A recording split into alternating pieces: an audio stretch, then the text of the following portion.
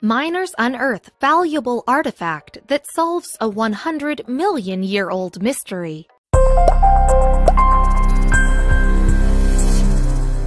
Miners in Canada were left flabbergasted when a typical workday resulted in an accidental discovery of epic proportions.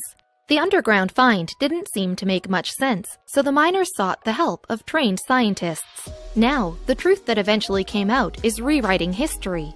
Or prehistory rather, as we know it. Fateful afternoon. The day started just like any other. One afternoon, on March 21, 2011, a man named Sean Funk was about to have his whole world rocked. He didn't know it that morning, but he was about to make a huge discovery at work. Of course, he knew something was down there. Millennium Mine. It's just that Sean didn't expect his work site to contain anything other than petroleum deposits.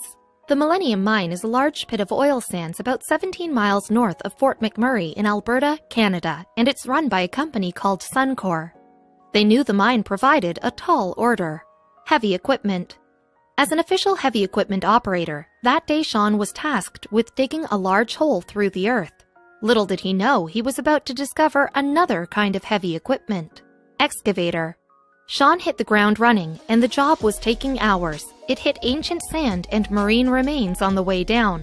But most of it was so different from the original form that it wasn't worthwhile. But that would soon change. Harder than rock. Around 4 hours into the job, Sean hit something in the earth, and it hit back. Not literally, but it was much harder than everything else around, including rock. Lumpy colors. Something unusual was in Sean's path. On top of being harder than rock, when Frank prodded further, strangely shaped lumps came out of the area. Sean called for help. Within minutes. It didn't take long for Sean's boss, Mike Grattan, to come down to the scene. He looked at the lumps carefully. They were brown and came in strips. Could this have been ribs? Maybe, but they were just so huge. Strange pattern. As if that wasn't mysterious enough, when Mike and Sean turned the bits over, they revealed a strange pattern of brown rows. Each of them was outlined by a shiny gray stone. Checked out, it almost looked like skin, but even fossilization never preserved the outer layer of the body. Not yet, at least.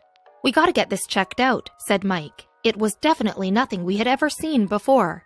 And so began the investigation that would change the history of nature as we know it.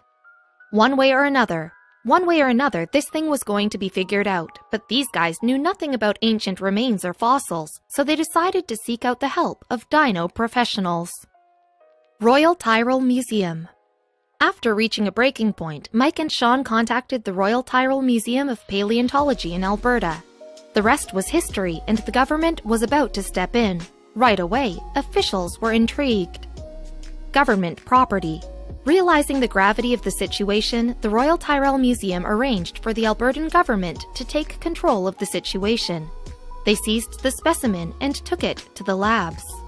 Senior technicians. The Royal Tyrrell Museum arranged for scientist Donald Henderson and senior technician Darren Tanka to bring the specimen back to their headquarters. The two were about to put their heads together and figure out what the heck this thing was. Photographic evidence. Based on high-detailed photographs of the specimen, the scientists concluded that the specimen was a complete set of animal remains. That was shocking, especially after learning more about the animal. Plesiosaur. The remains belonged to a plesiosaur, which is a kind of marine reptile that ruled the oceans with a unique four-flippered body. Their findings sounded straightforward enough, so why the frenzy? Well, something else just wasn't adding up. Never before seen. The remains were impressive in part because they were largely intact. Most times fossils only come in fragments.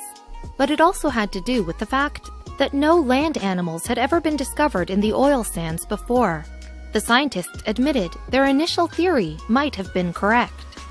Mistaken identity. After a closer look, scientists were shocked to find out that this wasn't a marine reptile at all. It was a dinosaur. Specifically, an ankylosaurus called a Boreopelta. It was a fierce, armored beast that swung its spiked tail like a club. But how did it get here? Washed away. It turns out that this dinosaur used to live on land, but at some point was washed out to the ocean after it died. From there, the fossilization process began, and it just so happened to be in the ocean at the time. 14 days later. Now that this dinosaur was correctly identified, its team was hell-bent on securing as many parts of the body as they could find. It took them 14 days, and by the end, it was almost there. Secret vegetarian. Today, this big fella lives at the Royal Tyrrell Museum in Alberta. Thousands of curious minds visit every year, and they're often shocked to learn it was reportedly a vegetarian. Sean, meanwhile, went back to work, where he would be forever famous as the dinosaur hunter. In fact, he inspired other ordinary people to chase after lost fossils. Aspiring paleontologist. As an aspiring paleontologist, Nathan wants nothing more than to be knee-deep in the dirt at Horseshoe Canyon, where ancient bones are believed to be hidden beneath the surface. It takes a lot of patience if you want to find something special, something rare. Luckily for Nathan, he has patience to spare. Still, when he arrived at Horseshoe Canyon with his dad one special day, he thought the most he would find would be a few rocks and a lizard or two. The Canada natives had no idea he was about to stumble upon something much more rare. All about dinosaurs. Like a lot of kids, Nathan loves learning about some of the oldest known creatures to have walked the earth. Dinosaurs. Prehistoric times were crawling with all kinds of creatures we'd find monstrous today. But all that remains of this time period are the bones. Bone fragments. Believe it or not, Nathan had encountered a few chunks of prehistoric life in the past. He and Dion had found multiple bone fragments at Horseshoe Canyon, but never anything substantial enough to identify. Still, if fragments exist, an intact bone could be anywhere. Where to start? Searching for dinosaur bones is like participating in a weird, dusty scavenger hunt. You follow the fragments, unsure if you're being led to or away from your ultimate goal. Ancient history was waiting beneath Nathan's feet, but he just didn't know where exactly to start digging. Horseshoe Canyon. But there was something different about that particular day when Nathan and Dion decided to hike through a conservation site in Horseshoe Canyon. They were near the place that they'd found the bone fragments, which gave the aspiring paleontologist an idea. Up the hill. Nathan realized that the bone fragments which they had found at the bottom of the hill may have been washed down from farther up. If that fact was true, then there would be more fragments at the top of the hill, and perhaps even something intact.